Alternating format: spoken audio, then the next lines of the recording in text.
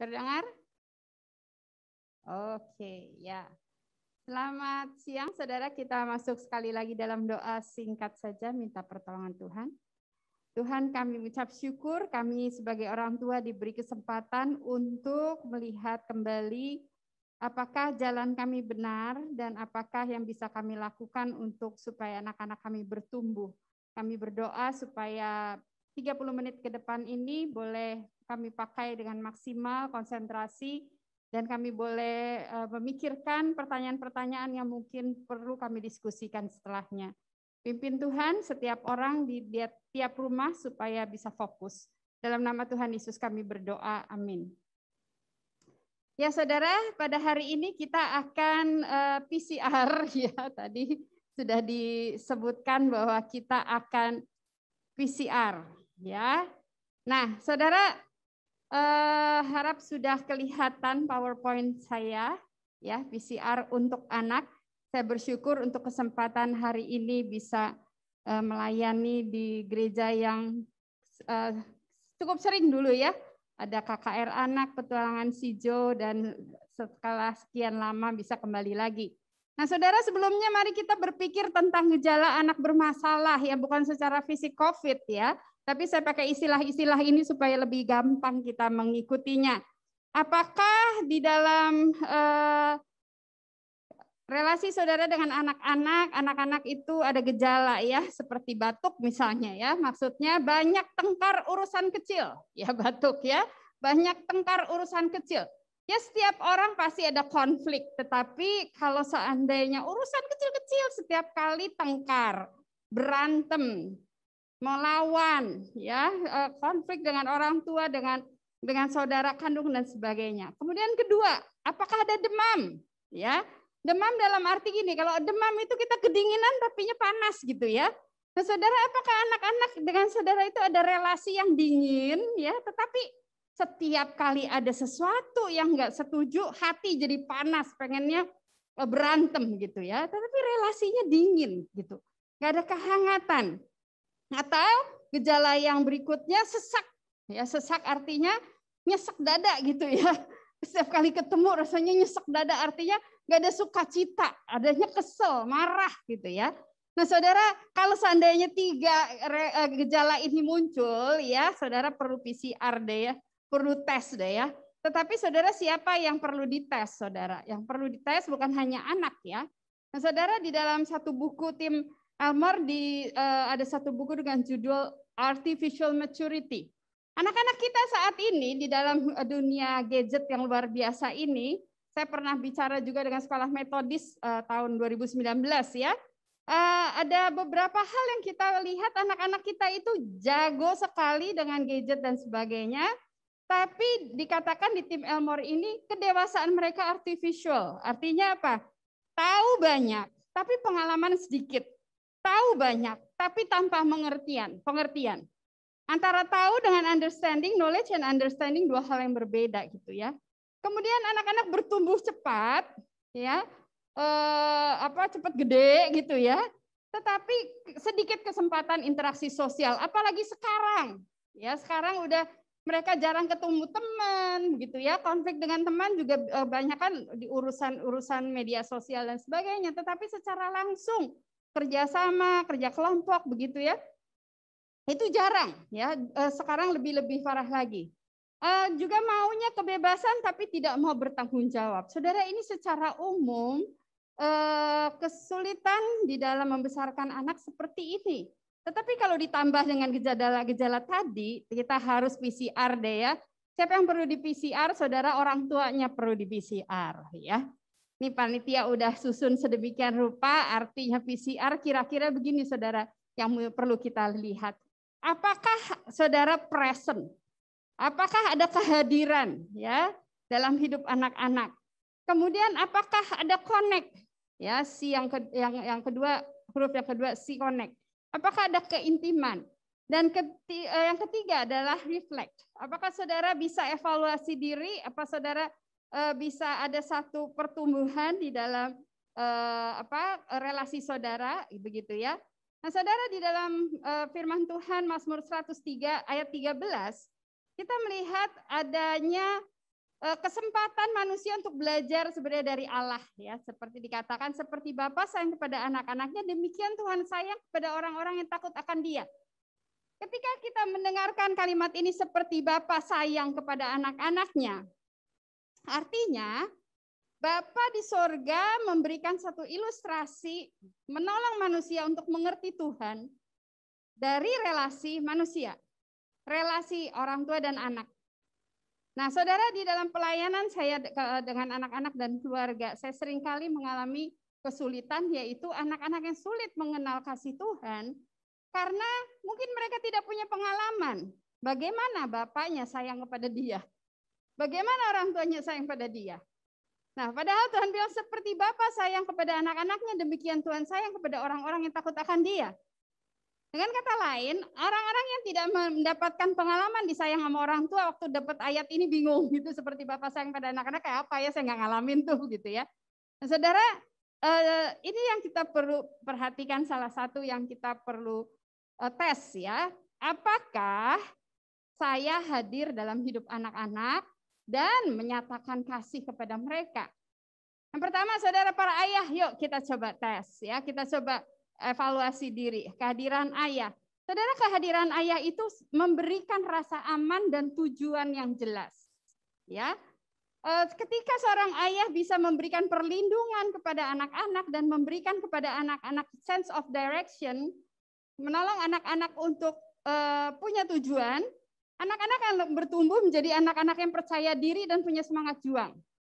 Ibu-ibu memberikan rasa cukup, ya, ibu-ibu yang memberikan kepada anak-anak perawatan, pengasuhan yang baik, memberikan juga rasa damai kepada anak-anak, itu akan menolong anak-anak mempunyai hati yang tenang dan dewasa emosi. Ya, artinya apa? Kalau ibu-ibunya nggak memperhatikan anak, nggak masak, nggak memberikan anak makanan, marah-marah terus, begitu ya. Bagaimana anak-anak bisa mengalami ketenangan dan kedewasaan emosinya akan ada hambatan, gitu ya. Nah, yang terakhir, kehadiran Allah memberikan iman dan harapan, sehingga anak-anak itu bisa menjadi anak-anak yang tangguh.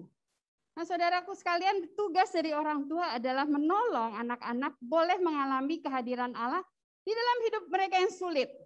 Kesulitan itu tidak bisa diangkat, saudara, dan jangan diangkat. Biar aja anak-anak mengalami kesulitan. Karena di dalam kesulitan itu mereka mendapatkan pelajaran untuk bagaimana mengerti tentang iman dan pengharapan di dalam Tuhan. Tetapi orang tua harus menghadirkan itu. Nah, kehadiran seperti apa, saudara? Anak kecil butuh kehadiran fisik dan sentuhan. Dan ayah ibu adalah representatif. Ayah ibu adalah perwakilan. Nah, anak besar membutuhkan apa? Disiplin dan nasihat. Seperti Amsal 22 ayat 6 mengatakan, didiklah anak muda menurut jalan patut baginya, maka pada masa tuanya dia tidak akan menyimpang daripada jalan itu. Dan remaja membutuhkan telinga yang siap mendengar dan nasihat yang mengarahkan. Sedangkan pemuda dewasa membutuhkan orang tua untuk memberikan mentoring dan memberikan resource. Jadi saudara, kalau kita lihat di sini, orang tua itu hadir dari anak-anak masih kecil bahkan sampai anak-anak sudah dewasa. Ya, jadi di dalam setiap fase orang tua itu berperan. Ya, seperti contoh. Nah, saudara, setelah ini banyak foto-foto. Saya memberikan foto-foto koleksi saya sendiri ya, sekedar untuk memberikan gambaran kepada saudara. Ya, tentu saudara punya koleksi lebih baik daripada saya, tapi mungkin memberikan saudara ingatan ya masa-masa itu. Saudara, anak kecil itu butuh kehadiran konkret. Ya, jadi saya sangat menganjurkan saudara-saudara, walaupun anak-anak itu melelahkan ya, entar pipis, entar ini apa segala gitu ya. Makan ntar lapar lagi, nanti makan lagi ya, terus nanti sakit dan sebagainya. Tapi saudara, anak-anak ini membutuhkan sekali kehadiran konkret, sentuhan ya. Anak-anak itu butuh sekali sentuhan kasih, karena sentuhan kasih ini akan merupakan vitamin ya bagi hati anak ya. Jadi anak-anak itu kayak perlu di-charge gitu loh, saudara ya. Di-charge dengan apa? Dengan pelukan. Bahkan Pak Paul Gunadi satu kali pernah mengatakan ketika ada murid saya yang nggak bisa diem gitu ya. Kemudian Pak Paul Gunadi bilang, kasih tahu sama papahnya, sehari peluk anak 3 kali. Wah, kayak makan obat sehari 3 kali ya. Saudara, sentuhan kasih itu seperti vitamin bagi hati anak. Ya, jadi kalau kita butuh vitamin untuk antibodi, anak-anak kita juga membutuhkan vitamin itu, kasih, ya. Nah, Saudara, hadir juga di masa transisi. Saudara, saya mungkin beberapa saudara sudah lihat ini, khususnya teman-teman yang ikut kompak ya. Kira-kira anak-anak lagi ngapain? Waktu itu anak saya lagi belajar untuk bikin tanda tangan karena mau bikin KTP. Ya, ketika anak-anak mau bikin KTP dia mulai bingung tuh ya, tanda tangan bagaimana gitu. Jadi kami coba untuk bikin tanda tangan. Saudara, ini kegiatan aktivitas yang sehari-hari dilakukan di malam hari. Tapi kegiatan ini merupakan sesuatu yang dibangun dari anak-anak masih kecil. Perlu ada komitmen, Saudara. Komitmen dari orang tua di penutupan hari, malam hari, memakai kesempatan untuk hadir dalam kehidupan anak-anak. Karena itu Ulangan 6 mengatakan demikian. Ya, didiklah anak muda, bukan didiklah anak muda. Ulang-ulang, Saudara, ulang-ulang mengajarkan anak untuk mengasihi Tuhan segenap hati, jiwa, dan kekuatan pada saat bangun, pada saat berbaring, pada saat duduk, pada saat berjalan, gitu ya. Dan ini yang dilakukan setiap malam. Saudara, ada satu kegiatan aktivitas yang rutin Saudara lakukan. Anak-anak tahu tuh ya. Setiap malam baca Alkitab, setiap malam berdoa, bercerita, kitik-kitikan gitu ya. Karena ini sebenarnya menunjukkan bahwa Saudara kan hadir pagi hari, siang hari di kantor. Saudara ada komitmen. Apakah Saudara nggak ada komitmen sebelum anak tidur Saudara ada di sisi mereka gitu ya. Dan waktu itu cepat sekali berlalu, Saudara. Anak saya sekarang udah umur 21 dan 25 sudah tidak ada lagi di rumah begitu. Nah, Saudara, orang tua hadir sebagai guru dalam sekolah hidup anak-anak.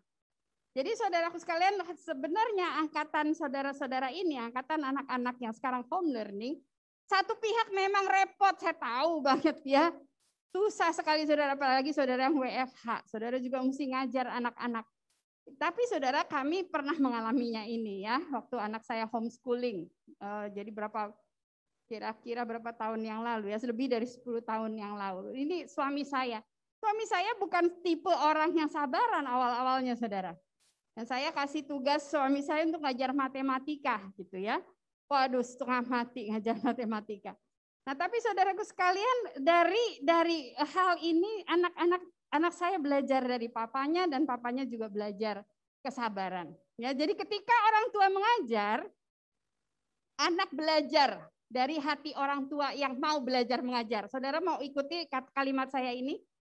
Saudara ikutin, Saudara supaya nggak ngantuk. 1, 2, 3. Ketika orang tua mengajar, anak belajar dari hati orang tua yang mau belajar mengajar. Ngertinya ya Saudara ya? Jadi baik anak maupun orang tua sebenarnya belajar bersama-sama. Dan orang tua ketika mengajar pada anak-anak itu emang harus terjun ke lapangan Saudara. Jadi saya katakan 2 tahun ini Saudara mendapatkan anugerah dari Tuhan. Dipaksa untuk terjun dalam lapangan. Ya, dalam lapangan maksudnya bukan lapangan bola, bukan, tapi maksudnya Saudara sendiri harus sing-singan lengan baju, Saudara sendiri mengajar anak-anak Saudara. Ya, Saudara suruh anak-anak olahraga, kalau Saudara sendiri nggak ikut olahraga bersama-sama, ya percuma. Ini anak saya yang pertama ya, dulunya gemuknya kayak gitu ya, sekarang juga masih gemuk sih. Tapi untuk disuruh olahraga tuh susah banget, karena apa? Dia senang komputer. Jadi kalau disuruh main basket, waktu lagi umur-umur segini, mesti rada dipaksa gitu ya. Kalau enggak dia terus di komputer. Ya, nggak keluar dari situ, sehingga makin lama bisa tambah gemuk gitu ya Saudara ya. Nah Saudara, sekolah kehidupan itu sebenarnya banyak sekali ya kesempatan-kesempatan. Nah kita sudah bahas ini Saudara yang ikut kolaborasi pemuritan keluarga atau yang akan ikut nanti, ini dibahas gitu ya, bagaimana ngajar anak untuk respect kepada otoritas pada orang tua, respect kepada teman, respect kepada pemilikan, kepada alam, respect kepada orang yang tua ya, seperti ini misalnya anak-anak melihat, kalau anak-anak Saudara melihat bagaimana Saudara merawat orang tua Saudara, merawat lanjut usia, itu anak-anak belajar sesuatu di situ. Ya, jadi itu adalah sekolah kehidupan. Juga hadir dalam pergumulan cinta ya, saya nggak tahu apakah di antara Saudara ada yang anak-anaknya sudah remaja dan mulai naksir-naksir begitu ya.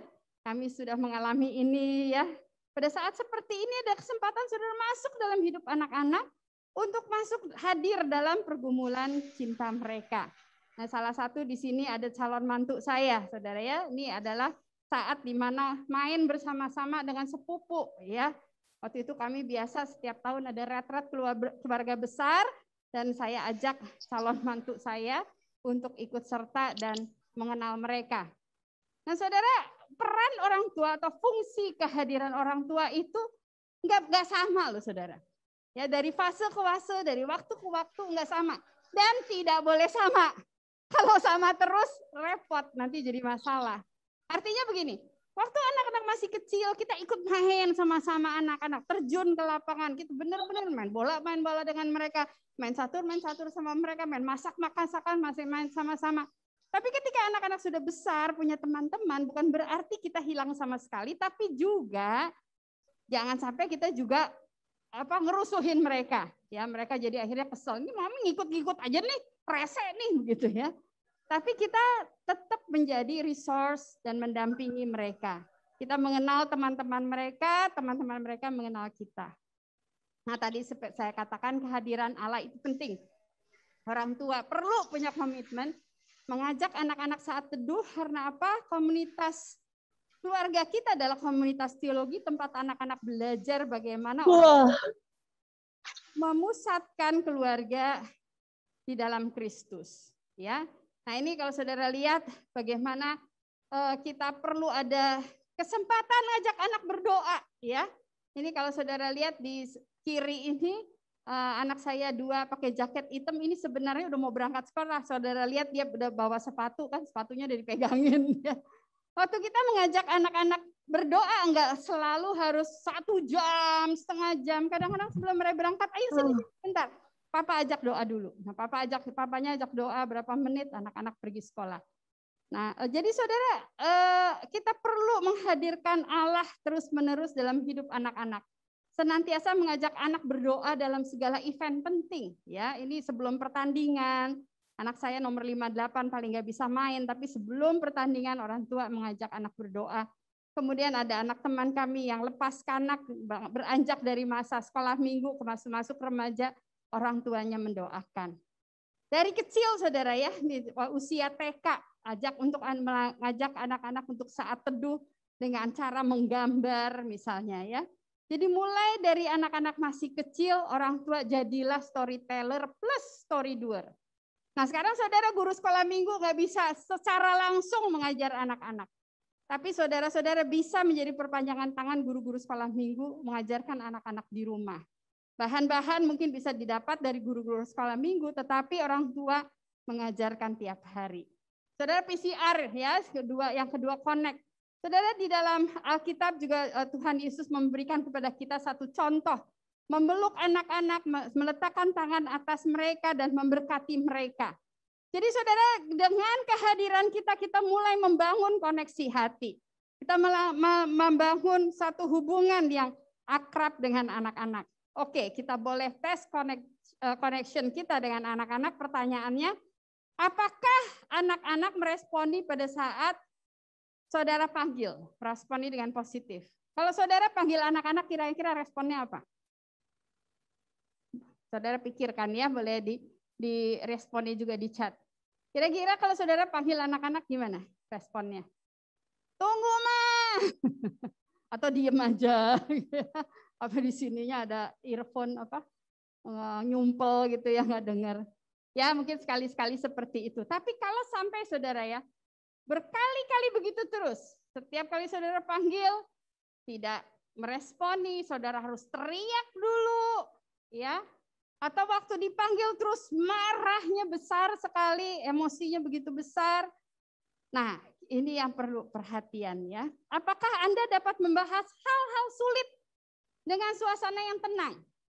Saudara, sekarang ini banyak hal-hal sulit yang sebenarnya terjadi dalam pikiran anak-anak. Banyak pertanyaan tentang corona itu kenapa terus-menerus ada, apakah Tuhan mengasihi manusia, apakah benar jadi orang Kristen, apakah sebenarnya laki-laki dan perempuan itu sebenarnya bisa berubah ya, kemudian hubungan laki-laki dengan laki-laki dan sebagainya. Nah saudara, apakah saudara bisa membahas hal-hal sulit itu dengan anak-anak? dengan suasana tenang? Ataukah setiap kali membahas hal-hal yang sulit langsung ribut, berantem gitu ya?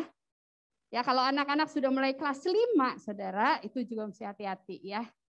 Jangan disangka anak laki yang unyu-unyu gitu ya, nggak ada pikiran-pikiran macam-macam. Pornografi itu masuk ke dalam dunia anak-anak begitu cepat. Nah, ketika Anda mendisiplin kemudian terjadi peregangan relasi, apakah ada bisa kembali lagi? Ya, yang namanya waktu lagi disiplin pasti habis itu setelah disiplin pasti ada sedikit regang gitu ya istilahnya ya. Waktu kita mulai negor, terus anak mulai nggak seneng, terus kita kasih nasihat. Nah, tapi apakah setelah itu ada kembali rekonsiliasi dan hubungan semakin erat atau semakin hari terus semakin jauh? Nah, saudara, saya ingin kasih gambaran saudara gambaran yang gampang diingat ya. Velcro dan sticker relationship. Velcro saudara tahu ya, velcro ya, cercet gitu ya. Kalau sepatu dipakai velcro tahu kan ya, tukang jahit pasti ngerti ini. Nah saudara, kalau velcro itu kalau dia dicopot ceret gitu ya, balikin lagi, balik nggak? Balik ya, dia akan nempel lagi. Copot, balik, nempel lagi. Tapi kalau stiker dicopot, terus ditempelin lagi, nggak balik lagi. Ya, nah itulah sebenarnya hubungan anak-anak dan orang tua itu sebenarnya nggak selalu terus nempel, saudara. Kadang-kadang ada copot gitu dalam artian ada konflik dan sebagainya. Tetapi pertanyaannya apakah nempel lagi ataukah enggak? Saudara, kita perlu ya, investasi kita untuk membangun keintiman dengan anak-anak. Keintiman terjadi ketika Anda menggoreskan memori di hari istimewa mereka.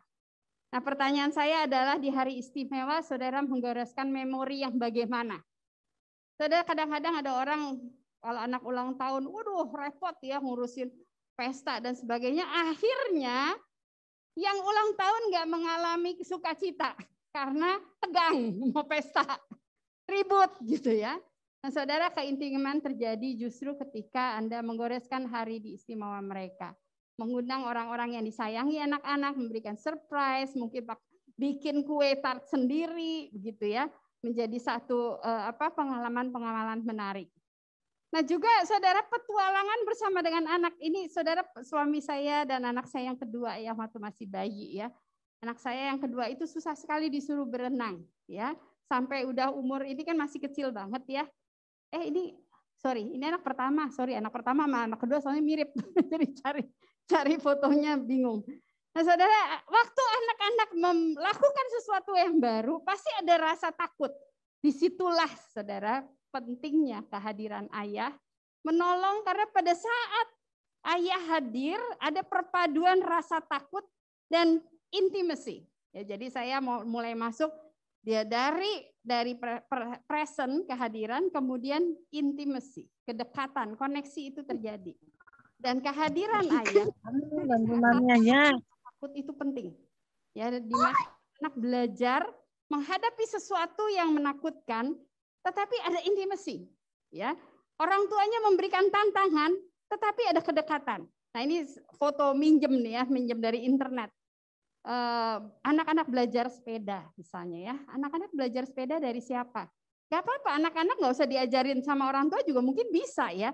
Tetapi sebenarnya ketika belajar bersama orang tua, bersama ayah, ada satu hal yang kita dapatkan, yaitu anak-anak belajar intimasi dengan ayahnya.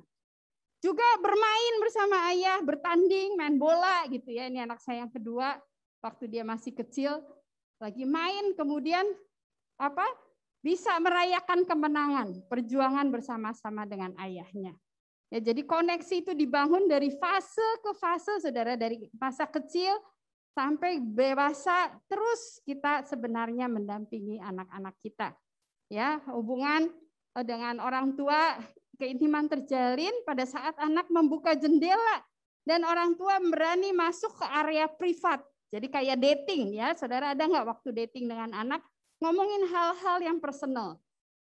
Jadi saudara, ini adalah hal-hal yang kita bisa bangun keintiman yang berpengaruh juga ketika kita membangun keintiman dengan anak-anak kita, berpengaruh dengan keintiman mereka dengan saudara kandung. Ya, Dan sangat penting sekali keberadaan dari gereja sebagai komunitas keluarga Allah. Berperan untuk menolong orang tua membangun koneksi hati dengan anak-anak.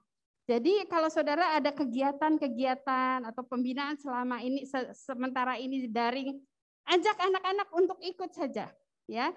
Karena mereka mesti punya komunikasi keluarga Allah. Ya, suatu saat kita bisa kumpul lagi, itu bisa lebih mudah kita mengajak mereka. Nah, saudara yang belum pelayanan, mulailah melayani Tuhan dan ajak anak-anak, karena ketika kita mengajak anak-anak melayani, mereka mempunyai pengalaman di dalam kehidupan yang nyata, punya dimensi yang lain. Kalau enggak, mereka hidupnya hanya dimensinya hanya hidup sebagai anak-anak aja. Tapi kalau kita ajak anak-anak dari kecil untuk melayani, dia belajar banyak sekali dimensi-dimensi kehidupan yang lain di luar sana, gitu ya. Nah, sementara ini memang kita mungkin belum bisa, tetapi saya yakin daring pun bisa membangun komunikasi tersebut. Jadi anak-anak itu perlu sekali mengalami arti gereja atau keluarga Allah. Saudara, saya yakin gereja ini juga punya banyak ya, Ibu, kegiatan-kegiatan membangun keluarga Allah dengan misalnya kompak dan pembinaan-pembinaan lain. Ikut saudara, ajak anak-anak supaya mereka punya teman, mereka adalah teman dari anak dari teman orang tua mereka, ya, atau family friends gitu, bukan hanya friends tapi juga ada family friends. Jadi saudara, pengalaman melayani bersama-sama itu satu hal yang penting, ya, keintiman bisa terjalin ketika melayani bersama. Nah, kemudian saudara, kalau kita belajar dari Tuhan Yesus, ya, Tuhan Yesus mengingatkan kita untuk merendahkan diri satu dengan yang lain. Sebelum bicara tentang relasi dengan keluarga, Tuhan Yesus ingatkan submit one to another.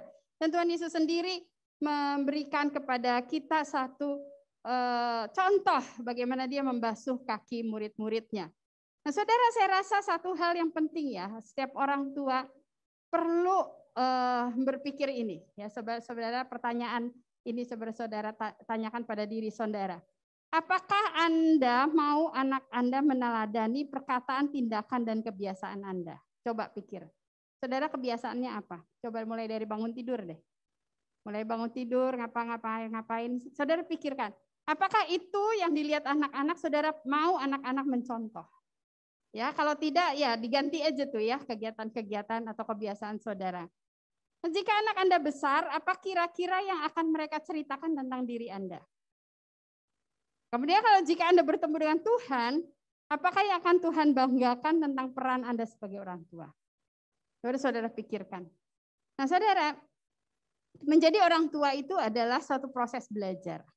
Dan proses belajar ini kita belajar dari siapa? Dari firman Tuhan, tapi juga dari komunitas. Ketika kita melihat orang lain, kita belajar, refleksi relasi kita dengan anak kita. Kita lihat contoh-contoh dari orang lain, kita melihat bagaimana orang lain meresponi masalah anak, kita juga belajar. Melihat kelemahan. Ya, jadi saudara, sangat penting sekali saudara mempunyai hati yang mau melihat kelemahan diri. Jangan saudara melihat orang lain lebih baik, kemudian saudara menjadi kesel. Justru saudara bersyukur, saudara bisa melihat orang lain lebih baik, kemudian saudara belajar dari orang tersebut, saudara melihat kelemahan.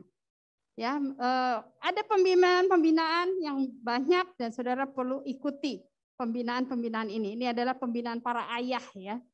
Saudara pikir ini rapat ya, sebenarnya ini para ayah lagi belajar untuk menolong anak-anak menentukan profesi mereka. Ya, jadi dari kecil orang tua ini, ayah-ayah ini bersama-sama membesarkan anak dari umur setahun, terus kemudian sampai mereka besar, mereka belajar bersama-sama. Jadi saudara, belajar menjadi orang tua adalah tugas seumur hidup. Kita tidak pernah sempurna, saudara. Yang terakhir saya ingin ingatkan saudara father, ya saya dapat hari ini, pagi ini karena ini Father's Day. Jadi langsung. Jadi saya juga mengucapkan Father's Day untuk para father, untuk para ayah. Father seharusnya adalah forgiving, mudah mengampuni, armor of God yang melindungi anak-anak, teacher, guru bagi anak-anak, helper, penolong, everlasting, kita punya everlasting Father yaitu Allah Bapa dan kita ada representatifnya. Dan kita harus menjadi orang yang respected, yang dihormati oleh anak-anak. Mother, kita adalah orang-orang yang amazing bagi anak-anak ya. Melahirkan anak-anak, membesarkan anak-anak, mencintai anak-anak, loving, strong. Anak-anak melihat para ibu adalah ibu yang kuat menghadapi segala kesulitan, helpful, ibu yang selalu siap menolong, selfless, tidak memikirkan diri sendiri, dan caring. Jadi saudara, menjadi father and mother adalah satu anugerah, menjadi ayah dan ibu anugerah. Pertanyaan yang harus ditanyakan setiap orang tua sebelum anak-anak meninggalkan rumah. Apakah dia sudah siap? Dia sudah mendapatkan banyak kesempatan untuk menggali banyak-banyak hikmat daripada orang tua. Amsal 4 ayat 3 sampai 4 mengatakan, karena ketika aku masih tinggal di rumah ayahku sebagai anak lemah dan sebagai anak tunggal bagi ibuku, aku diajari ayahku, katanya kepadaku, biarlah hatimu memegang perkataanku, berpeganglah pada petunjuk-petunjukku, maka engkau akan hidup. Saudara, kesempatan anak-anak tinggal di rumah tidak lama, kita berdoa supaya kesempatan itu, baik ayah, baik ibu, bisa memberikan kepada anak-anak satu kenangan, ya, dan kita jalani itu, present, connect, dan reflect. Mari kita berdoa. Tuhan, kami mau berdoa biarlah orang tua di gereja ini boleh mulai memperhatikan kehadiran yang efektif dan menghadirkan Allah dalam hidup anak-anak. Tolong supaya kami bisa membangun koneksi hati dan kami juga bisa terus mempunyai hati yang rendah untuk refleksi diri dan mau belajar terus-menerus menjadi orang tua. Berkati ya Tuhan setiap kami, di dalam nama Tuhan Yesus kami berdoa. Amin.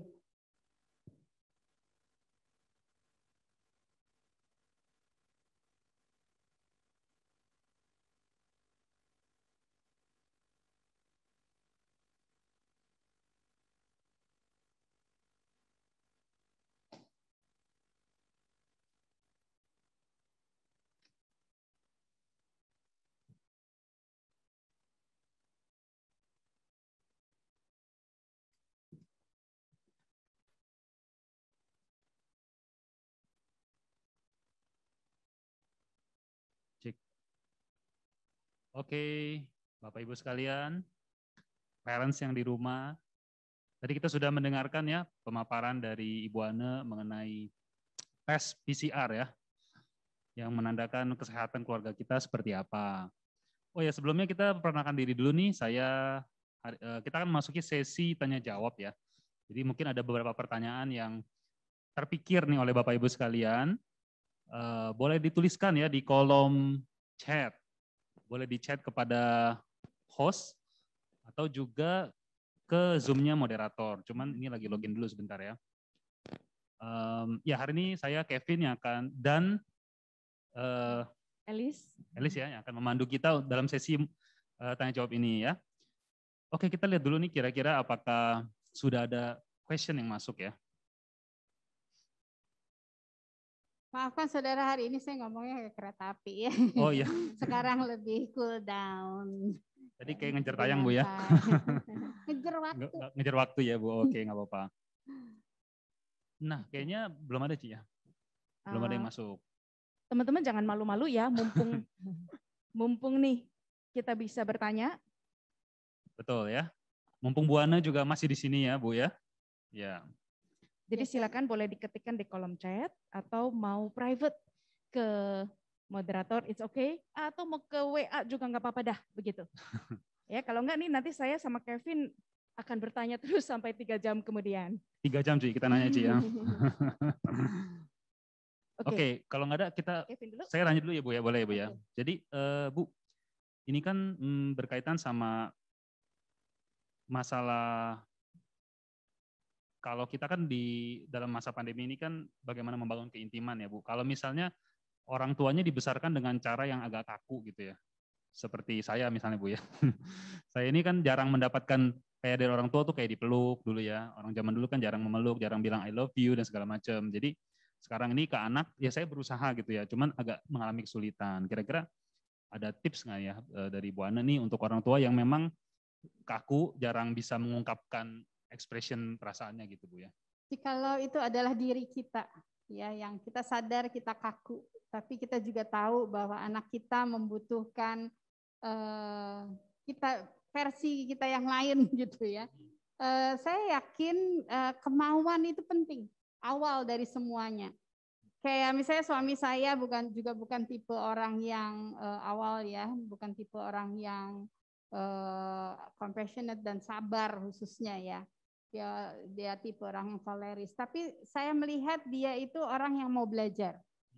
Nah itu pertama yang penting. Kalau itu adalah diri kita, kemauan ya.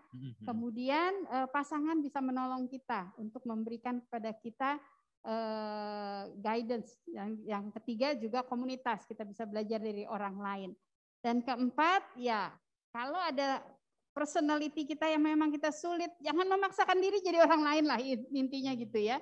Yang kita bisa, anak-anak juga tahu isi hati kita. Tapi kalau itu adalah pasangan kita, misalnya ya, banyak tuh ya ibu-ibu yang bilang, tapi suami saya kaku bu, kok bisa tuh bilang I love you. Ya jangan paksakan, suami kita menjadi orang lain, tetapi yang bisa kita lakukan untuk mendorong dia, misalnya contohnya, ajak anak-anak untuk mulai passionate kepada pasangan kita misalnya, atau mengajak yuk pas lagi kita ulan yuk sini yuk papa sini gini ya, papa yang nggak bisa lama-lama dia akan belajar ya Bu ya. Oke. Boleh Thank you, coba Bu nanti Ana. Bu ya, saya coba. Ya. Nah ini mulai masuk ada pertanyaan dari orang tua ya, Samson dan Jovan. Bagaimana kira-kira membuat anak mengerti maksud kita dan tidak mengulangi kesalahannya lagi? Ini selaras dengan pertanyaan bagaimana di saat kita connect tadi, Bu Ana, selaras juga sambil connect membangun keintiman, kita juga tetap jalan disiplinnya. Mungkin kurang lebih gitu, di mana sih titik seimbangnya? Jadi disiplin dan kasih bagaimana itu seimbang. Yang pertama ini saudara saya maaf ya. Tuhan tuh kasih anak-anak tuh ini nih ya, empuk ya. Ya. Ini nih, empuk ya. Empuk. Pada saat kita pukul anak-anak pakai di sini, itu ada empuk ya, artinya ada pelindung. Ini saya cuma perumpamaannya, bukan artinya saya suruh pukulin anak-anak, enggak. Tapi maksud saya adalah disiplin harus diawali dengan kasih, gitu ya. Tapi juga berjalan ketika kita mengasihin anak-anak, kita juga ngajarin disiplin. Jadi dua-dua itu jalan sama-sama sebenarnya, gitu ya. Tapi kita tidak bisa menghukum anak dengan keras kalau kita belum memberikan kepada mereka fat yang cukup, ngerti maksud saya? Ya. Jadi itu dua hal perlu berjalan bersama-sama. Dan bagaimana supaya anak-anak mendengar kata-kata kita tadi itu ya pertanyaannya ya. Satu, katakan dengan serius, dengan sungguh-sungguh. You mean it, gitu ya. Kamu benar-benar bermaksud mengatakan itu. Tatap mata. Dua, ya kalau itu serius. Waktu anak-anak masih kecil, suami saya pangku anak-anak di sini, jadi eye to eye. Ma, papa mau ngomong sama kamu. Tadi kamu sama mama kurang ajar ya. Kamu bicara begini sama anak. Tidak boleh. Tegas. Eye to eye. You mean it. Gitu. Nah, kemudian kalau perlu ada konsekuensi. Kalau kamu masih melakukan itu, ini konsekuensinya. Dan itu harus dikerjakan. Jadi sehingga anak-anak tahu apa yang dikatakan orang tua itu benar. Tapi kalau kita asal ngomong, asal manggil, ya udah kayak suara AC lewat gitu. Ya, jadi you mean it. Nah, mungkin menyambung sedikit ya, ada pertanyaan yang agak mirip dengan yang tadi. Apakah normal Bu Ana bila anak selalu mempertanyakan perintah atau keputusan orang tua? Kalau selalu enggak normal. Tapi saya rasa mungkin maksudnya bukan selalu tetapi sering kali ya. Artinya sebenarnya begini, kalau mempertanyakan perintah atau keputusan orang tua, kenapa terlalu sering? Artinya mungkin keputusan orang tuanya yang perlu direvisi atau dievaluasi. Keputusan apa atau perintah apa? Dan kalau misalnya dipertanyakan, dia nanyanya apa? Anak tuh nanya macam-macam. Ada yang nanya tujuannya adalah untuk menghindar. Misalnya, kenapa nggak boleh? Kakak boleh. Dia cuma bilang, sebenarnya bukan nanya. Dia mau bilang, saya juga mau kayak kakak. Nah, orang tua perlu nangkep tuh maksud anak-anak dari pertanyaan itu. Dia sebenarnya ingin menghindar dari peraturan ini. Jadi perlu dijelaskan. Ya. Oke, I see. Coba kita lihat lagi apakah ada yang pertanyaan yang masuk. Oh, ada nih. Oke. Ini secara private. Apakah role orang tua ketika anak-anak sudah menjelang dewasa? Ketika mereka sudah mulai mandiri dan mempunyai penghasilan sendiri, Bu. Role orang tua. Nah, ya, kebetulan kami akan ada seminarnya nih sebentar lagi. Oh iya. Ya, jadi Gary Etso dan Mary Etso, Julie Rechiang sama Dirk Lee kami undang dari Amerika dan Singapura untuk bicara. Tapi sedikit aja saya membahas ini bagaimana peran dari orang tua untuk anak-anak yang sudah dewasa. Ya. Jadi sebenarnya peran orang tua ini ada fasenya ya, dari menjadi guru, menjadi mentor, menjadi teman, jadi resource person. Nah, sebenarnya ketika anak-anak sudah dewasa, itu ada orang tua perannya adalah sebagai resource person. Orang yang memberikan resource ya. Jadi resource dalam artian kalau anak-anak butuh pertanyaan, mereka akan cari kita nanya. Gitu ya. Misalnya anak saya kemarin ini cari kerjaan susah gitu ya, bingung, practical training. Bagaimana? Kita kasih guidance gitu ya. Benar enggak kalau misalnya kamu mau ambil pekerjaan ini, kamu benar-benar senang pekerjaan ini atau enggak? Apa yang kamu suka? Nah, kita diskusi tanya supaya dia mulai memikirkan apa yang dia pikirkan gitu. Atau dia mulai mengatakan apa yang sedang dia pikirkan. Dan itu menolong dia untuk berpikir. Mungkin keputusannya dia ambil sendiri. Terus kedua, kalau udah mulai mentok, mungkin kita bisa kasih istilahnya referensi gitu ya. Coba kamu tanya sama om ini. Nih nomor teleponnya, kamu coba tanya. Kamu tanya sama tante ini. Jadi memang orang tua yang punya koneksi itu bagus. Tapi bukan artinya, nih papa kasih koneksi ya. Gitu. Enggak, tapi kasih kenal supaya anak itu bisa bertanya dan kemudian dia sendiri yang maju. Itu. Oke, tetap ada hal yang mesti dilakukan sama anak Ibu ya. Ya. Jangan kita langsung kasih suapin gitu atau seperti itu ya. Oke. Wah, bagus banget ya jawabannya ya. Gimana sih? Berikutnya ada lagi, bagaimana untuk mengubah pola kebiasaan anak yang sudah terbiasa dengan rewards, Bu Ana. Setiap kali dia melakukan sesuatu yang baik dan berhasil mencapai sesuatu, dikasih reward. Nah, bagaimana mengubah ini? Ya, rewards itu memang kan sebenarnya baik untuk skill. Jadi misalnya piano, berenang, sesuatu yang begini. Dia dikasih reward untuk dia terdorong untuk mencoba dan dia dapat skillnya. Jadi waktu dia udah dapat skillnya, dia akan terdorong untuk maju lagi ke skill yang baru, maju lagi ke skill yang baru, maju lagi ke skill yang baru. Gitu. Itu tujuan reward. Tapi kalau rewardnya itu adalah misalnya, kalau kamu mau belajar, atau kamu enggak marah-marah sama dedek, kamu dapat pizza, gitu misalnya gitu ya. Itu kan karakter, itu sikap. Nah itu sebenarnya enggak baik dengan reward. Karena itu jadi Pak Ogah, capek dulu dong, baru ya. Kalau kamu mau nyanyi nanti di choir, nanti pulang kita ke Kentucky. Setiap kali nyanyi pulang ke Kentucky akhirnya gendut sama ya nyanyinya enggak tapi badannya. Jadi itu yang kita mesti hati-hati. Bagaimana menghentikannya? Mulailah untuk memberikan pujian yang jelas.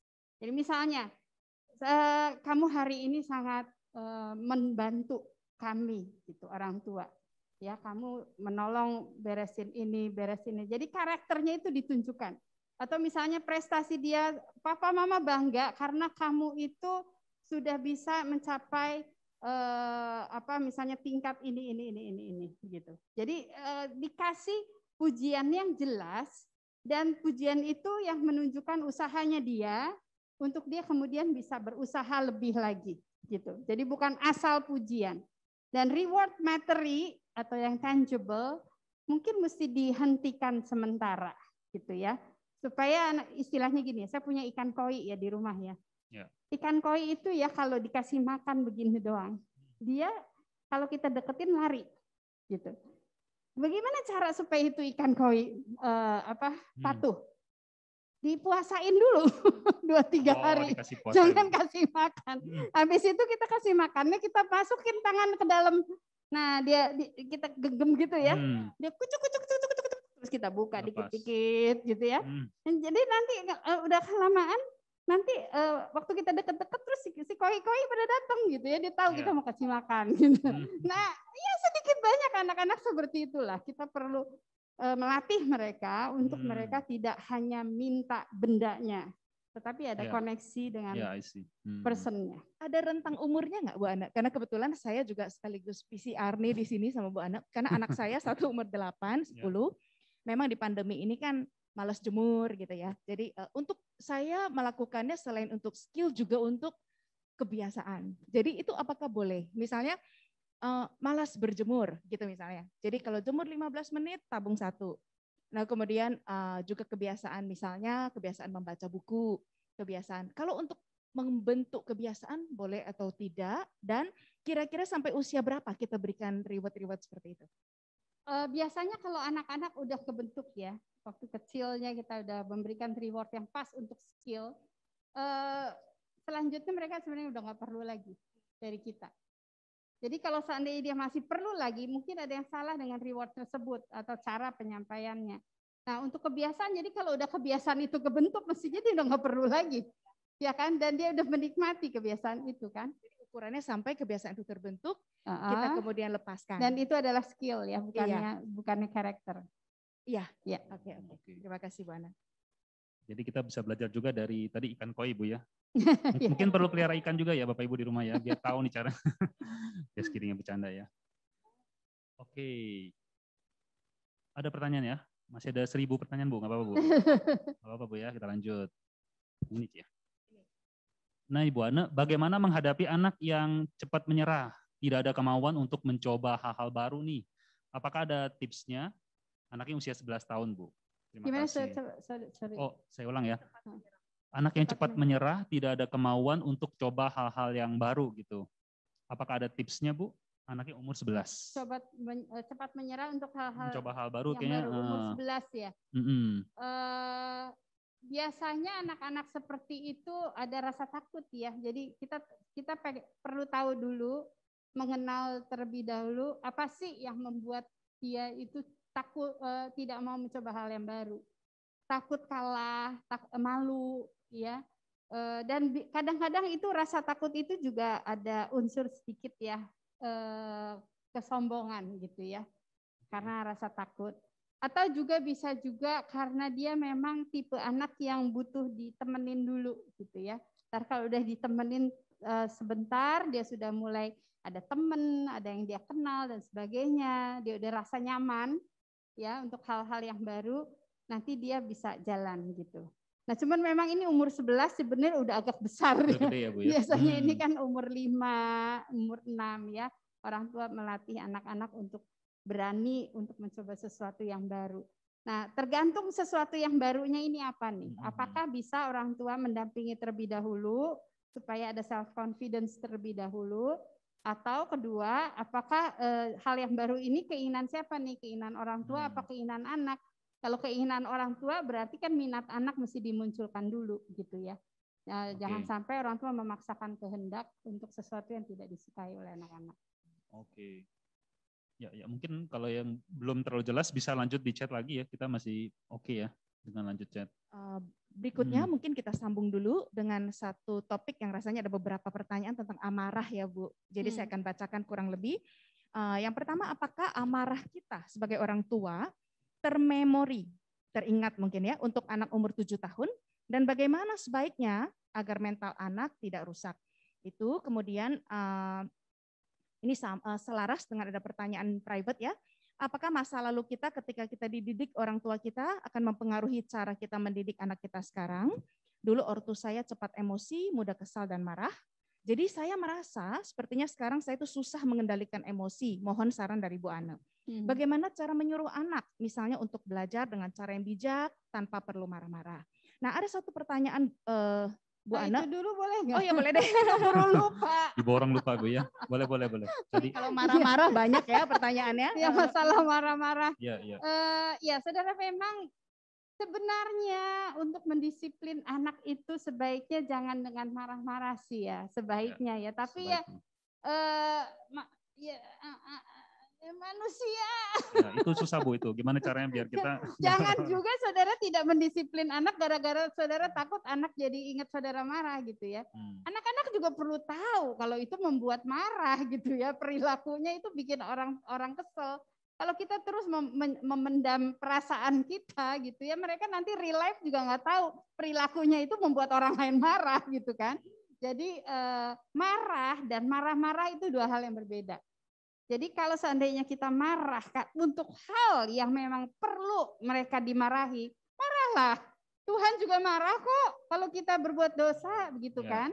Tetapi marah-marah itu adalah pelampiasan emosi kita sendiri, gitu ya. Jadi bukannya kita marah dengan perilakunya yang misalnya contohnya anak saya waktu kecil dia ini pakai masker nggak kelihatan sih menjulurkan lidah keluar. Kalau nggak pakai masker saya bisa dibayangkan ya di rumah ya, bayangkan menjulurkan lidah keluar ya, menghina gitu ya. Nah, kalau orang lain diperlakukan seperti itu, orang lain juga akan marah. Jadi saya harus menunjukkan bahwa itu tidak baik. Jadi saya harus marah kepada dia, gitu ya. Jadi dikoreksi perilakunya itu. Tetapi kalau kita marah-marah, mungkin misalnya pembantu kerjanya nggak beres, adik sakit, ini jadi apa namanya istilahnya numpuk ya Bu. Sampingannya banyak gitu ya. Jadi anak kita yang mestinya dapat marahnya segini jadi segini gitu. Nah ini yang permasalahan. Artinya kita perlu belajar mengelola kemarahan kita. Apa cara yang terbaik buat saudara bisa cool down? Ya, bisa bicara dengan pasangan, tolong ya kalau saya lagi begini, tolong dong kamu maju ke depan gitu ya. Jadi saya sama suami itu kadang kayak main tenis gitu ya. Apa bulu tangkis ganda campuran tuh ya. Ganti-gantian. Gini terus kalau itu saya mundur, suami maju, mundur, iya, ganda campuran gitu. Nah, bisa seperti itu. Terus kedua kayak kan suami gak terus-terusan ada di rumah gitu kan. Pada saat sendiri mungkin ada saat-saat kita jangan menyentuh masalah itu. Kalau memang kita lagi puncak emosinya, stop dulu, kamu diam di sini, mama mau masuk dulu. Masuk aja dulu, nggak apa-apa. Mandi dulu. Kalau saya sering siram pala pakai air gitu. Jadi segar ya Bu ya, jadi segar. Atau doa dulu ya. Kemudian baru bicara sama anak. Supaya anak-anak bisa dapat beritanya. Bukan hanya marah-marahnya aja. Oke. Terus apa tadi itu? Kebanyakan pertanyaan yang paling dalam menurut saya ini ya, melalui masa lalu ya, mengenai marah-marah. Oke. Bagaimana menangani ayah yang dalam tanda petik rohani penuh dengan ayat Alkitab? Yang penuh dengan apa? Penuh dengan ayat Alkitab dan firman Tuhan maksudnya. Kemudian penuh dengan ayat Alkitabnya diberitahu misalkan ketika bicara banyak mengutip ayat Alkitab, nah kemudian menekankan ayah ini kepala keluarga yang perlu ditaati oleh anak dan istri, kemudian juga misalnya pasang status yang hampir 100% sangat rohani, tetapi saat berelasi dengan anak dan istri, baik secara perkataan maupun perbuatan justru sangat toksik. Itu ikut seminar dah nanti dah. Toxic relationship. Udah akut ya Bu, akut ini Bu ya. Mungkin masuk ICU aja ya Bu ya. Mungkin kira-kira apakah ini memang masalahnya masih dalam ranah komunikasi atau sesuatu yang lebih dalam Bu Ana? Gini saudara, hubungan suami istri itu dasar dari parenting. Ya jadi nampaknya ini harus ada yang dibicarakan suami istri itu. Ya dan suami istri mungkin saya nggak tahu, mungkin yang bertanya pihak istri ya, saya nggak tahu. Ayah yang bicara tentang istri. Maksudnya yang bertanya ini adalah istri bicara tentang suami. Ya. Tapi mungkin juga pasti ada kasus-kasus lain yang sebaliknya ya. Iya, jadi maksud saya jadi hubungan suami istri penting untuk saling terbuka sehingga bisa mengkoreksi. Tetapi kalau seandainya tidak bisa mengkoreksi, artinya perlu pihak ketiga. Perlu konseling gitu ya, karena memang ada hal-hal yang mungkin begini, ada orang-orang tertentu yang memakai ayat-ayat Alkitab itu jadi gebukan, digebuk gitu ya. Tapi itu akan jadi traumatik buat anak-anak, akhirnya tidak menyukai hal-hal rohani karena setiap kali religiusitas ya, benar. yang menjadi penting sehingga tidak bisa mendapatkan spiritualitasnya. Nah, dalam hal ini memang perlu konselor untuk berbicara membangun kembali spiritualitas suami istri yang sehat, yang saling membangun satu dengan yang lain. Kalau dalam hal itu misalnya hanya salah satu dari orang tua yang sadar, gimana Bang? Karena kan biasanya kasus yang rohani dan merasa dirinya tonggak kebenaran ini kan agak sulit diajak konseling ya misalnya. Nah, jadi kalau hanya satu yang sadar bahwa pola komunikasi dalam keluarga ini sudah sangat katakanlah toksik ya bahasa zaman sekarang. Nah, lalu apa yang bisa dilakukan, kan nggak mungkin yang suami atau istrinya ini ditarik untuk konseling. Kira-kira ini peran komunitas gereja itu penting. Ya, jadi banyak dalam pelayanan kami juga kami melihat ada orang-orang yang kita tahu dia harus bertumbuh nih.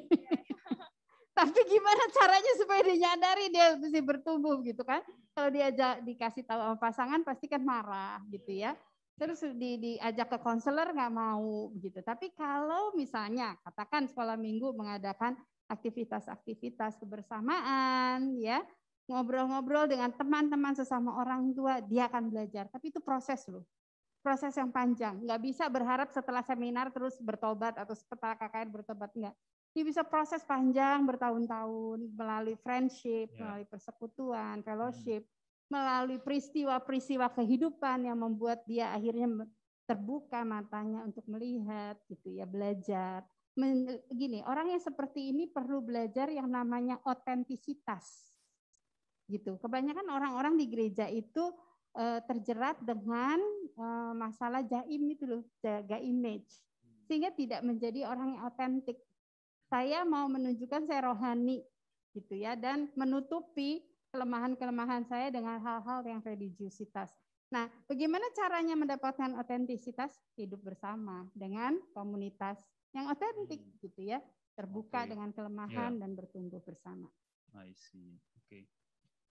Ada lagi sih pertanyaan mengenai 1.000. Waduh. Kita sampai jam. Tadi yang tentang masa lalu belum ini ya. Apakah masa lalu itu ya bagaimana dia dididik orang tua?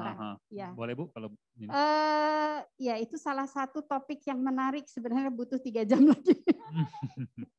Khususnya ada satu buku ya, buku itu judulnya Mom's Factor. Faktor ibu. Ya, jadi Mom's Factor. Faktor ibu, saya lupa siapa yang nulis ya, mungkin saudara-saudara ada yang tahu kali ya. Jadi ibu yang seperti keramik, yang fragile gitu ya, sehingga cenderung sama anak terus minta belas kasihan gitu ya. Atau ibu yang terlalu dominan, ibu yang memanfaatkan anak dan sebagainya. Itu berpengaruh kepada si anak tersebut nantinya menjadi orang tua yang bagaimana begitu. Nah, itu menarik itu buku. Hanya moms ya Bu? Iya, nggak ada death factor gitu ya. Yang faktor ayah udah saya tadi bawakan. Oh ya baik. Demi keadilan sosial. Sayangnya bukunya yang saya tahu itu faktor ibu. Tapi sebenarnya ayah juga punya pengaruh yang besar juga ya. Cuman bukunya aja saya nggak ketemu. Ya, jadi benar Bu Ana bahwa ada pengaruh dari masa lalu kita pasti yang menentukan kita sekarang Bu ya. Pasti ada pengaruh, tapi bagaimana kita menyadari. Itu penting tuh, kita menyadari waktu itu muncul kita sadar ini pengaruh. Contoh ya, saya itu sebenarnya keluarga yang cukup sering maksudnya ada karakteristik yang mirip gitu dari 7 bersaudara. Ya, jadi misalnya karakteristik yang tidak mau menghadapi masalah. Kalau ada masalah terus either nangis, melarikan diri gitu ya, atau dibelokin.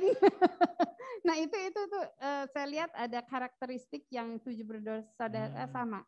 Nah bagaimana kita bisa bertumbuh? Ya pas sekali lagi besi, manusia menajamkan sesamanya. Jadi pasangan kita itu adalah salah satu asahan. Ya, jadi kalau pasangan kita kasih masukan, itu adalah faktor untuk kita bisa keluar dari masa lalu dan kita mulai menjadi manusia yang baru gitu ya, yang bertumbuh dan tidak terus membawa baggage masa lalu kita waktu kita parenting. Oke. Ya. Berikutnya, ini pertanyaan ya tidak sih ya Bu Ana. Selamat siang Bu Ana, anak perempuan umur 12 tahun sudah jarang mau dipeluk. Memang fasenya normalkah ini? Thank you. Iya. Nanti bentar lagi mau dipeluk sama orang lain. 12 tahun ya. Jangan peluk-peluk. Makanya waktu anak masih kecil-kecil puas-puasin. Ada masanya udah nggak mau dipeluk lagi. Bentar lagi dia dipeluk sama orang lain. Ya memang ada fasenya anak-anak merasa dia. Jadi masa remaja itu adalah fase sebenarnya sedikit transisi memisahkan diri dari orang tua dalam banyak hal. Ya, jadi supaya sebenarnya mereka sedang mencari jati diri mereka terlepas dari apa yang sudah orang tua bentuk begitu. Tetapi kalau kita konsisten dan pelukan kita itu adalah pelukan yang wajar, biasanya sih anak-anak nggak menolak ya. Yang saya tahu nih selama ini. Nah, menolak mungkin karena dia punya lingkungan yang cenderung misahkan diri sama orang tua fully gitu ya, jadi malu sama teman, apa sih deket-deket gitu ya. Tapi kalau lingkungannya semuanya ya memang wajar aja gitu ya, peluk apa segala macam, ya dia juga nggak akan merasa malu gitu. Sebenarnya begitu. Anak saya dari kecil sampai sekarang masih suka peluk, masih segede gitu baru glendot gitu ya. Tapi ya artinya kedekatan itu bukannya sesuatu yang terus dependen, tetapi juga bukan sesuatu penolakan gitu ya. Jadi kita tidak mencari dependensi atau independensi, dua-duanya itu enggak, tapi interdependent. Semakin anak mandiri, semakin besar, mereka seharusnya lebih dependent to God. Dia enggak independen sama sekali, dan juga dia bisa membangun interdependent. Pada saat dia butuh bergantung, dia bergantung. Pada saat dia butuh digantungi orang lain membutuhkan dia juga nggak menolak. Jadi nggak selfish, nggak independen. Oke. Ya. Ya, mudah-mudahan menjawab ya pertanyaannya tadi ya. Masih banyak ya pertanyaannya. Masih banyak. Oke, ya. Dulu sebelum pandemi, ini ada no time for family. Sekarang sejak pandemi keluar istilah L4. Mungkin Ibu tahu Ibu L4. Istilah apa? L4. Lu lagi gitu. Oh. Jadi secara nggak langsung secara nggak langsung keluar sifat jelek. Anak melihat orang tua, karakter orang tua keluar, tidak jarang malah timbul masalah. Dan anak-anak sering malah senang dengan dunia sendiri nih dalam game online-nya gitu. Nah, gimana cara untuk mengatasinya ya? Seandainya Ibu Ane bisa mengulang kembali, apa hal yang ingin Ibu perbaiki dalam mendidik anak dan ingin menghabiskan waktu dengan anak dalam hal apa ya? Oh, pertanyaan ada 2 kayaknya Ibu ya. Ya, pertama dulu, ntar yang kedua saya lupa. Tadi yang Ibu pertama ya. dulu ya, lu lagi sering ya. Di rumah jadi. Ya, memang saudara, saya ngomong begini, saya melihat beberapa teman sih ya, bukan hanya pengalaman saya sendiri, tapi saya melihat beberapa teman di Unike ya, yang kita semua mengalami pandemi. Ya, jadi ada beberapa yang bahkan seperti terperangkap di apartemen yang sangat kecil dengan anak yang masih butuh bergerak gitu ya. Tapi memang saya melihat begini, pandemi itu tidak mengakibatkan kekacauan dalam keluarga.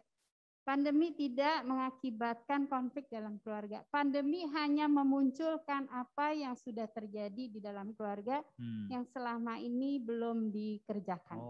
Saya lihat begitu. Jadi saya lihat dari beberapa keluarga yang ada, mereka yang memang sudah mempunyai masalah dari dulu, di waktu pandemi muncul. Ya, jadi bukan berarti gara-gara pandemi nih gue jadi ribut, gara-gara pandemi gue jadi bercerai gitu, enggak. Tetapi sebelum pandemi itu sudah ada. Karena kita berhadapan, sebenarnya Tuhan lagi kasih kesempatan nih, beresin nih. Yuk beresin, ayo beresin sekarang. Gue kasih kesempatan 2 tahun, 3 tahun, beresin gitu ya. Tapi kita ngerasa, kenapa sih ada ini sih? Gara-gara pandemi ada ini. Padahal Tuhan bilang beresin ini. Beresin, aku kasih kesempatan gitu ya. Nah, jadi saudara saya lihat ada beberapa teman-teman yang susah juga, sama secara ekonomi susah, punya anak. Tapi dia belajar untuk menikmati gitu. Ya menikmati masa itu, jadi diatur, ditata, dibicarakan dengan pasangan, dibicarakan dengan anak-anak, melatih anak-anak untuk membantu, membagi waktu, dan juga ada komunitas yang sama-sama sharing kesulitan-kesulitan gitu ya. Dan akhirnya masa-masa sulit ini bisa dinikmati ya, walaupun dengan air mata sih udah pasti ya, apalagi kalau ada yang kedukaan dan sebagainya, tetapi justru dinikmati pada saat-saat susah. Cinta kasih Tuhan itu makin jelas. Pada saat-saat susah, cinta kasih di dalam sesama, dalam kelompok itu makin kelihatan. Jadi saya melihat seperti itu ya. Oke, yang kedua, kalau saya bisa mengulang tadi Ibu ya. Apa yang akan saya ubah? Yang saya akan ubah adalah saya akan mau punya anak lebih dari 2. Oh gitu. Mau berapa Bu? Luar biasa.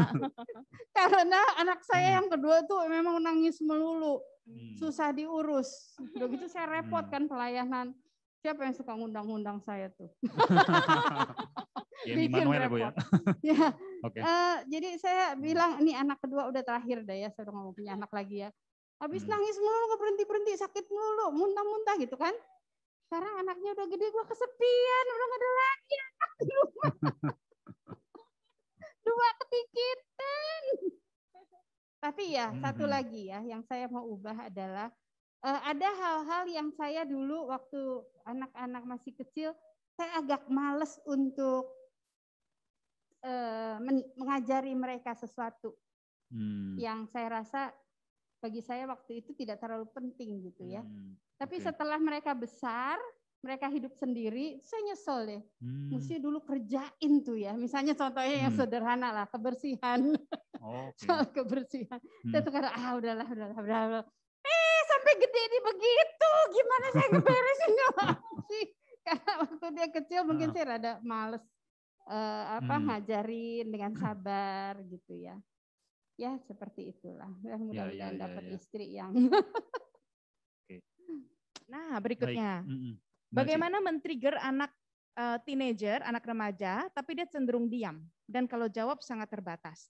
Apa ada cara paling efektif untuk melatih dia biar leluasa menyampaikan pendapat, terus mau banyak berkomunikasi, terutama dengan orang tua. Jadi ini ada beberapa pertanyaan tentang anak yang agak diam. Oke. Karakter anak itu gimana dulu? Gitu ya, maksudnya personality anak ini bagaimana dulu? Apakah misalnya waktu kecilnya ini kok, waktu kecilnya dia happy, gitu, suka ngomong gitu ya. Nah ini kadang-kadang ada orang tua kaget gitu, ih kok anak saya jadi begini nih, jadi diam aja gitu. Jangan kaget saudara-saudara, karena memang ada saat-saatnya tuh kayak gitu. Kalau ditanyain gitu ya, gimana kabar kamu? Baik. Tadi main apa? Biasa. Udah apa usah nanya-nanya. Ya, terus kita Uber ke kamarnya, kita duduk di sebelahnya, berharap dia membuka percakapan, malahan anak ngapain sih mama duduk di sini pergi.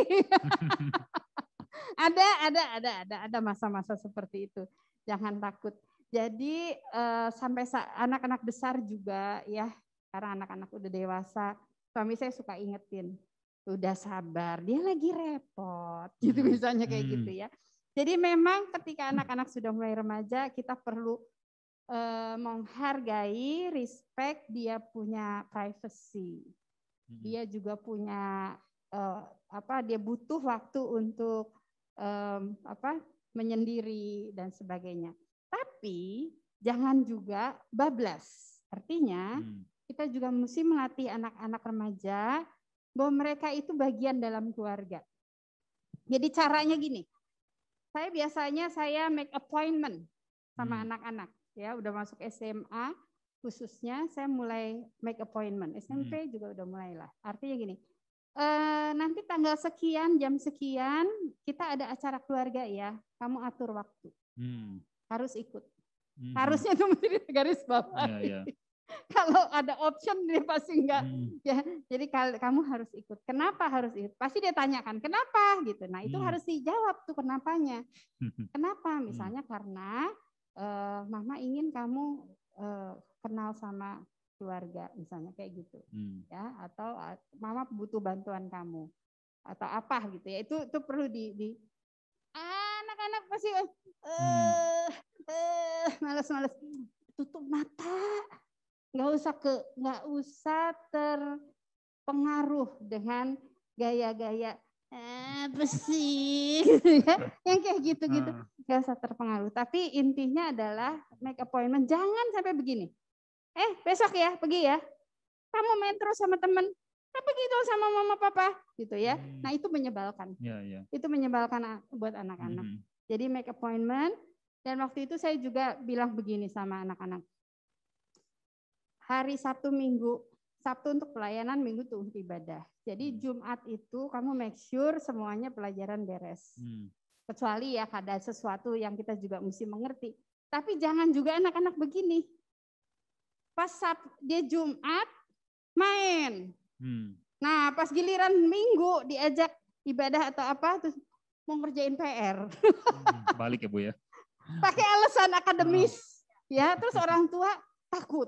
Ya, nanti anak-anak nggak naik kelas gimana? Padahal pembagian waktunya yang belum beres. Nah itu yang mesti juga diatur sama orang tua. Masih banyak sih pertanyaannya. Ini ada karena waktu kita sangat terbatas. Ya, saya akan pilih 2 pertanyaan terakhir ya Bu Ana ya. Nah yang pertama adalah tentang gadget. Tentang gadget, bagaimana ada tips untuk menghandle anak yang belum mau jujur? Setiap kali ditanya mengenai jam bermain gadget atau screen time. Dan ini juga ada masalah dari ibu yang dia WFH, kemudian anak umur 6 tahun, bagaimana supaya dia bisa tetap belajar juga, sedangkan main handphone terus. Jadinya orang tua juga WFH, sehingga anaknya rasanya tercuekkan begitu. Nah bagaimana menghindari dia terus-menerus main ini? Ini nggak gampang ya saudara ya, saya jawab begini juga. Ya sekali lagi ini bakal ada di seminar juga.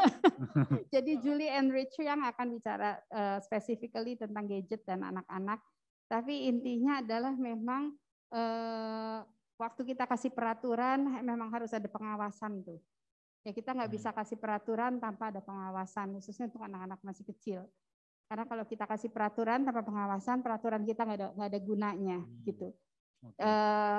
Apakah kita bisa dibantu dengan pembantu atau siapa untuk mengawasi, bisa gitu ya, atau komunikasi dengan guru kalau misalnya home learning atau e-learning, bisa bicara dengan guru supaya guru juga bisa kasih laporan gitu ya kalau seandainya misalnya anak-anak nggak jujur di dalam belajar dan sebagainya. Dan untuk bicara tentang kejujuran, sekali lagi you minute, ambil waktu, mama mau ngomong serius gitu ya, kamu duduk di sini sama papa misalnya. Papa juga ada, mama lihat kamu begini-begini. Kamu tahu nggak bahwa yang mama pentingkan adalah kejujuran. Kejujuran itu kamu butuhkan terus umur hidup kamu. Gitu. Jadi mama sangat memperhatikan kejujuran. Kalau memang perlu ada disiplin konsekuensi, saudara dalam hal kejujuran, misalnya sesuatu yang saudara kasih konsekuensi untuk A. Kalau tidak jujur konsekuensinya didobel gitu. Jadi lebih baik kamu mengaku daripada kamu takut dihukum. Karena kalau kamu tidak jujur, hukumannya double gitu ya. Itu salah satu yang strategi yang mesti bisa dilakukan. Tadi apa? Satu lagi umur 6 tahun, orang tua WFH. Dia di rumah, terus mamanya juga WFH, sehingga bagaimana mengontrol supaya dia tidak terus-menerus main handphone atau screen time? Memang gini, saudara, saya punya TK juga ya. Bukan saya punya sih, Yayasan Unike ada TK. Enggak gampang ya ngajar anak usia sangat early childhood ini untuk e-learning ya. Dia cenderung untuk ngapain ya kalau bosen, ngapain ya bosen ya gitu ya, gimana ya. Itu sebabnya kami di Yayasan Unike mikirin benar-benar supaya waktu anak-anak belajar e-learning tangannya gerak gitu. Ada yang dikerjakan, ada aktivitas gitu. Karena dia iseng sebenarnya tuh. Nah, emang begini masalahnya kalau orang tua WFH, perlu ada masa-masa di mana dilatih. Nah, kebetulan kami ada aktivitas tapi udah tutup masalahnya. Kalau enggak saya bisa tawarin tuh belajar selagi liburan 2 minggu, orang tua ya mempersiapkan anak-anak tuh. Nah, jadi nanti waktu masuk ke sekolah, anak-anak udah terbiasa tuh dengan istilahnya itu regulasi diri. Orang tua perlu melatih anak-anak regulasi diri walaupun masih kecil. Bisa kok. Ya karena kami pendidikan di TK Eureka tuh usia 3 tahun sampai 7 tahun ya kira-kira ya yang untuk belajar program liburan itu bisa gitu. Jadi saya yakin saudara misalnya nih ya ambil waktu cuti lah gitu ya misalnya ya berapa minggu gitu berapa minggu bisa dikeluarin berapa hari gitu ya untuk mendampingi anak belajar.